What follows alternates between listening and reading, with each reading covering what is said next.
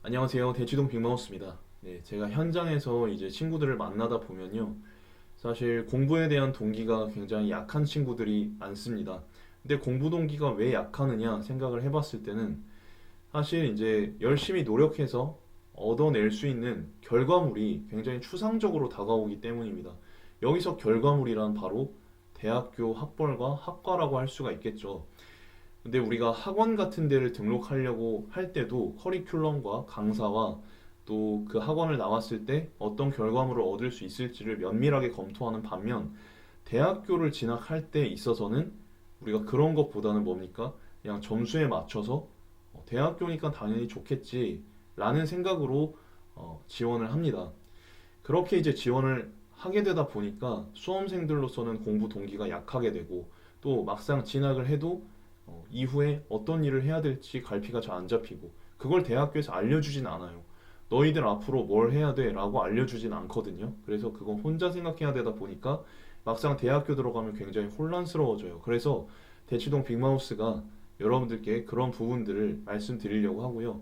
오늘은 국어국문학과지만 이제 계속해서 인문계의 모든 과들 그리고 자연계의 모든 과들 그리고 향후에 심층적인 컨텐츠들도 많이 준비했으니까 함께 해주시면 도움이 될 것입니다.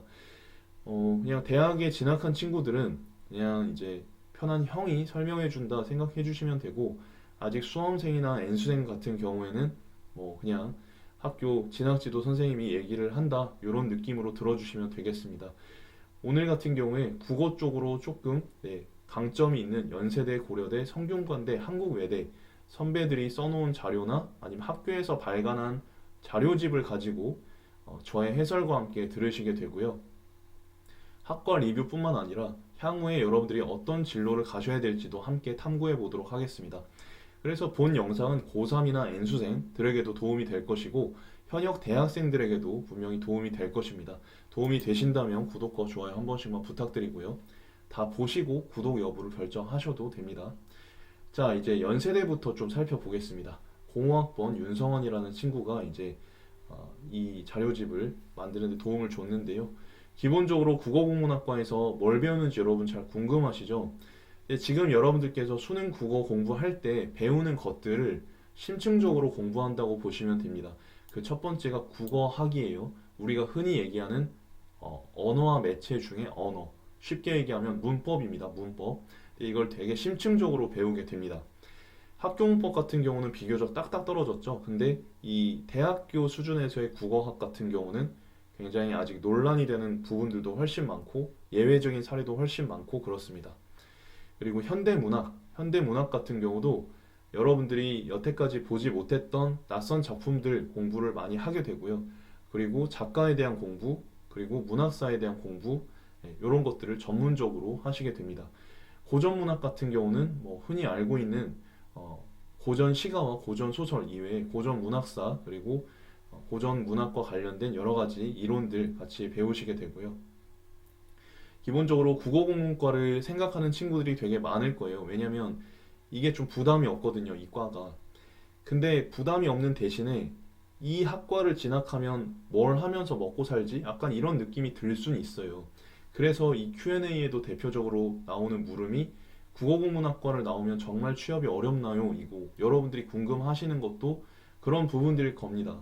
그런데 사실 대학교 1, 2, 3학년 때까지 진로에 대한 고민이 없이 보내잖아요. 그럼 국어국문학과를 나왔을 때 취업이 어려워요. 근데 대학교 1학년 때부터 국어국문학과를 가서 내가 뭘 해야 될지를 깊이 생각하고 탐구하고 관련된 활동들을 하다 보면 진로가 잡히게 되고 취업하기가 그렇게 어렵지 않을 수도 있습니다. 네. 그래서 이거는 하기 나름이라고 말씀드릴 수가 있고 대학교 1학년 때 곰곰이 생각해 보세요. 국어 전공을 살려서 뭔가를 할 것인가 아니면 복수 전공으로 경영학 같은 걸 해서 일반 대기업 쪽으로 갈 것인가를 생각해 볼 수도 있습니다. 네. 그래서 졸업 후 진로를 말씀드리면 일단은 교수를 할 수가 있고요. 그리고 작가를 할 수가 있습니다. 그리고 기자나 PD 같은 언론인이나 신문사, 광고, 홍보계통으로 갈 수 있고요. 국어 교사를 할 수 있다고 되어 있는데 이 국어 교사 같은 경우는 기본적으로 초등교사를 하려면 교대, 중등교사, 중고등학교 교사를 하려면 사범대를 가야 교원 자격증이 나옵니다. 일반 국어국문학과를 나오면 교원 자격증이 주어지지 않습니다. 대신에 방법이 있는데 그게 바로 교직 이수를 하는 겁니다. 교직 이수. 이 교직 이수라는 건 국어국문학과 인원 중에 일부, 일반적으로 한 10% 정도에게 교원 자격증을 부여하는 제도이고 이 안에 들어가려면 공부를 되게 열심히 해야 되고요. 네, 그렇습니다. 만약에 교직 이수를 못했다. 그러면 교원 교육대학원에 진학을 하셔서 이제 교원 자격증을 따시는 방법도 있는데 이 국어국문학과만 나와서는 임용고사를 칠 수가 없습니다. 교원 자격증이 없기 때문에 관련된 부분은 질문해 주시면 되고요. 그리고 문학의 업종 종사자, 네, 그리고 일반 기업 취직할 수 있습니다. 그리고 학원 강사를 할 수도 있죠. 당연히 국어학원, 네, 국어 강사를 할 수가 있고요. 그리고 외국인을 가르치는 업무를 할 수 있는데 기본적으로 외국인을 가르치는 업무는 단순히 국어를 전공하는 거랑은 또 다르기 때문에 대학원이라든지 아니면 국어 전공과를 복수를 한국어 전공, 그러니까 외국인한테 한국어를 가르치는 전공을 같이 이수를 하거나 뭐 요런 아니면 자격증을 따거나 이런 별도의 과정이 또 필요하게 됩니다. 자, 그래서 일단 연세대학교에서 나온 자료집을 우리가 한번 살펴봤고요. 자, 고려대에서 나온 국어국문학과 자료집을 살펴보도록 하겠습니다. 학교 멋있죠? 자, 기본적으로 고려대 같은 경우는 연세대 자료집과 달리 조금 더 뭐랄까요? 친숙하게 쉽게 설명하려고 되어 있는데 기본적으로 국어국문학과에 딱 맞는 학생들에 대해서 얘기를 해주고 있습니다. 첫 번째로 우리말의 유래, 구조, 원리, 문학작품 읽기, 창작에 관심이 많고 외래어의 범람 속에서 오염되고 있는 우리말을 지키고 싶고 한국문학 속에서 흥미로운 이야기를 찾아내서 드라마를 만들고 싶고 별로 없을 것 같은데 자, 밑으로 내려가 보겠습니다. 기본적으로 학 과목, 배우는 과목에 대해서는 역시 국어학과, 고전문학과, 현대문학을 얘기를 하고 있고요. 그런데 조금 더 자세하게 과목명이 나와 있습니다. 자, 국어학 같은 경우는 국어학의 이해, 국어 발달사, 그러니까 약간 문법의 역사 같은 거라고 보시면 되고요. 국어 의문의 이해, 네, 의문론이죠. 그리고 국어학사, 이게 이제 국어사라고 해서 여러분 중세국어 할 때 이제 뭐가 소실되고 뭐가 어떻게 변했고 이런 거를 구체적으로 배우는 겁니다. 그리고 국어 문법, 그리고 의미론, 또 통사론, 형태론 이런 걸 각각 따로 쪼개서 배우게 됩니다. 그리고 고전문학 같은 경우는 고전문학사, 한국 한문학 강론, 구비문학론, 고전소설론, 고전문학 배경론, 향가와 고려가요 이런 것들을 배우게 됩니다. 재밌어요. 네, 좀 어려워요. 네. 그리고 현대시론, 현대소설론, 현대희곡론, 현대문학강론, 현대문학사 같은 것들이 있습니다. 만만해 보여서 들어왔다가는 후회할 수도 있으니까 여러분들이 기본적으로 잘 생각해 보셔야 되고요. 그래서 아까 말씀드렸던 것처럼 국어국문학과에는 교직 과정이 설치되어 있는데 이거는 과에서 한 10% 정도에게만 주어지기 때문에 공부를 열심히 해야 되고요. 고려대의 경우에는 문과대학 7+1 프로그램이 있어서 미국, 영국, 캐나다, 프랑스 등의 대학에서 공부할 수 있는 기회가 있다고 합니다. 그리고 다른 구비문학 답사라든지 박물관 탐방, 방언 조사, 네, 저도 했었는데요. 재밌습니다. 네. 저는 국어교육과고 국어국문학과랑 국어교육과는 좀 다른데 나중에 제가 그것도 말씀드리겠습니다. 자, 그래서 이 고려대 자료를 제가 보니까 블루오션이라는 코너가 참 잘 돼 있더라고요. 자, 그래서 국어학 쪽 이제 대학교를 졸업하면 이제 학사가 됩니다. 여러분들이 학사가 되시고 대학원을 졸업하시면 일반적으로 이제 석사가 돼요. 석사. 그리고 거기서 박사학위를 따면 박사가 되는데 일단 대학원에 진학해서 석사학위를 할 때부터는 여러분들이 전공 분야를 이렇게 좀 더 세분화해서 공부를 하게 됩니다. 그래서 대학원으로 진학할 때 국어학을 좀 더 할 거냐, 아니면 고전문학을 좀 더 할 거냐, 현대문학을 할 거냐, 한문학을 할 거냐, 한국어 문화교육학을 할 거냐에 따라서 진로가 세분화될 수가 있습니다. 국어학 분야라고 한다면 이제 우리말이 굉장히 많이 변하고 있죠. 그 빅데이터를 처리하고 국립국어원이나 이런 데 가서 이런 작업들을 해볼 수 있는 국어 관련 진로를 생각해 볼 수가 있고요. 고전 문학 같은 경우는 이제 그 컨텐츠, 예전에 이제 우리 사극이나 뭐 사극과 관련된 영화 드라마 많잖아요. 그런 것들처럼 좀 매체화하기 좋은, 영화나 드라마화하기 좋은 흥미로운 내용들을 발굴하고, 이렇게 하는데 좀 강점을 가질 수가 있겠습니다. 현대문학 같은 경우는 이제 문학 창작을 할 수가 있고 문학 번역을 해볼 수도 있어요. 아무래도 이제 작품에 대한 이해도가 있는 사람이 번역하는 게 퀄리티가 훨씬 좋기 때문에 그런 쪽으로 번역 쪽 일도 많이 하는 편이고요. 이렇게 된다면 이제 뭐 통번역학과나 이런 데로 대학원을 진학하는 것도 방법일 수 있겠습니다. 자, 길을 가는 후배에게 이렇게 되어 있는데 뭐 사실 별 내용은 없고요. 국어 국문학과에만 국한돼서 공부하지 말고 좀 넓게 생각해라. 뭐 이런 내용입니다.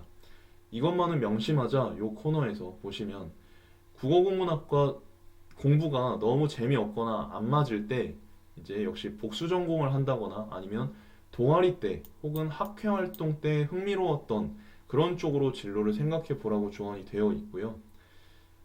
그리고 이제 뭐 1학년, 2학년, 3학년, 4학년별로 전공 과목이 나와 있는데 딱 봐도 머리가 아프게끔 되어 있어요. 그래서 국어 하면 쉽다라고 이미지가 되어 있을 수 있는데 다른 것보다는 영어로 된 것보다는 쉽겠지 하는데 전혀 아닙니다. 예, 제가 대학교 2학년 때쯤 어떤 걸 깨달았냐면 나는 국어도 못하는 사람이었구나. 이걸 깨닫게 됩니다. 그래서 그런 것들은 좀 참고하셔야 되고 동아리 같은 경우는 문학반, 국어학반, 편집반, 연극반이 있다고 하고요. 네, 그렇게 되어 있습니다. 유관연구소, 연구소에 들어갈 수 있는 길이 또 열려 있죠.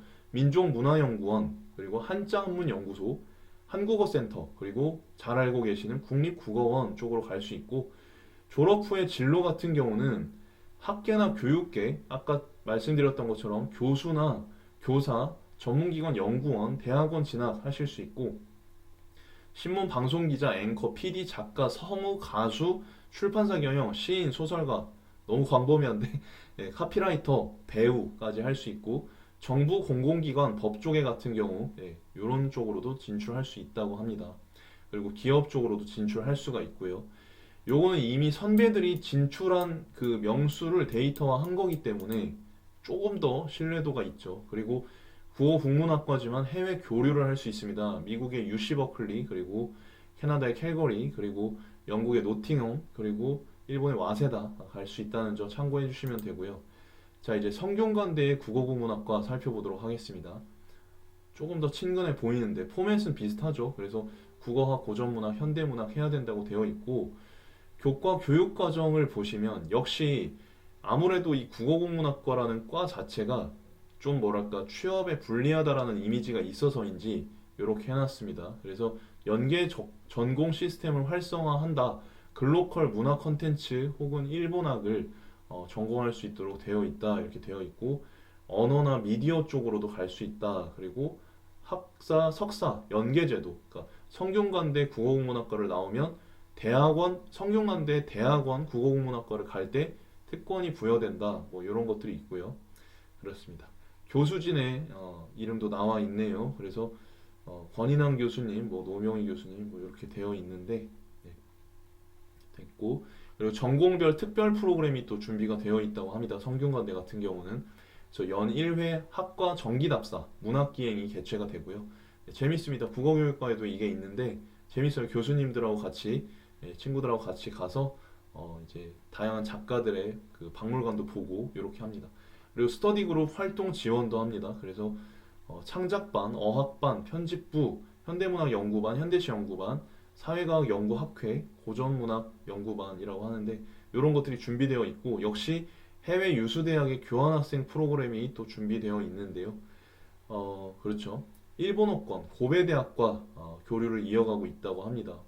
그리고 학석사 연계 과정 등 다양한 제도를 지원하고 있다고 하고요. 자, 인터뷰 요거 이제 재밌는 내용이 있어서 좀 읽어보겠습니다. 국어국문학과에 대해서 많은 학생들이 오해하고 있답니다. 성대 이제 졸업생 출신인데 보통 문학만을 공부한다고 생각하죠. 그러나 우리가 교과서에서 공부하는 문학은 극히 일부이고 고전문학과 현대문학과 국어학에 대해서 공부를 한다. 그리고 뭐 다른 다양한 걸 한다. 뭐 재밌다. 이렇게 이야기가 되어 있는데 커리큘럼을 보시면 뭐 이러한 공부를 해야 돼요. 아까 제가 읽어드렸던 그런 내용들이 있고 뭐 동아리 아까 나와 있었던 네, 부분들 보시면 됩니다. 졸업 후 진로 보시면 역시 비슷해요. 교육자 및 연구자로 진출한다 되어 있는데 생각보다 이 길은 되게 어려워요. 네, 되게 어렵고 아는 누나가 이제 박사과정까지 했는데 교수가 안 된 것 같습니다. 그리고 방송사로 이제 진출할 수도 있고 출판계로 진출할 수도 있고요. 네, 대기업으로도 갈 수 있어요. 그래서 국어 쪽으로 전공을 살리겠다라는 생각 하나 그리고 다른 쪽으로 가겠다라는 생각을 같이 해주시면 좋을 것 같습니다. 자, 그리고 한국 외대 코리안 에듀케이션 학과 보시면 이거 국어 국문학과가 아니고 한국어 교육과예요. 그러니까 외국인들한테 한국어를 가르치는 그런 이제 과인데 여기 보시면 2018년 취업률 기준으로 보시면 자, 국민은행 한국감정원 효성 ITX 서울시 교육청 헤럴드 경제 교육청이라고 하면 뭐 공무원 시험을 봤을 가능성이 높은데 자, 요런 이제 국어와 관련 없는 회사들의 취업한 확률도 굉장히 높다고 보시면 되겠습니다. 그래서 이거는 일반 국문학과하고는 좀 달라요. 일반 국문학과 같은 경우는 가르치는 건 안 배우고 이제 본인이 학생이 그 연구를 기피하는 데 집중이 되어 있다면 한국어 교육과 같은 경우는 이제 외국인한테 한국어를 가르치는 거예요. 예, 재밌겠죠? 근데 경쟁이 좀 치열하다고 알고 있어서 잘 생각을 해보셔야겠고 중등 국어교사로 갈 수도 있습니다. 예, 그리고 한국 교원 외국인 가르치는 사람으로서 뭐 봉사도 할 수 있고 코이카도 갈 수 있고 그렇습니다. 코이카 아시죠, 여러분? 그래서 외국 쪽으로 자원봉사를 갈 수도 있습니다. 그래서 일단은 여기까지 우리가 살펴보도록 하고요. 다음 시간에 제가 또 다른 과 자료를 가지고 여러분들과 또 탐구하도록 하고 이후에도 제가 고3 N수생뿐만 아니라 대학교 진학한 친구들을 위해서도 유익할 수 있는 영상을 가지고 찾아오겠습니다. 감사합니다.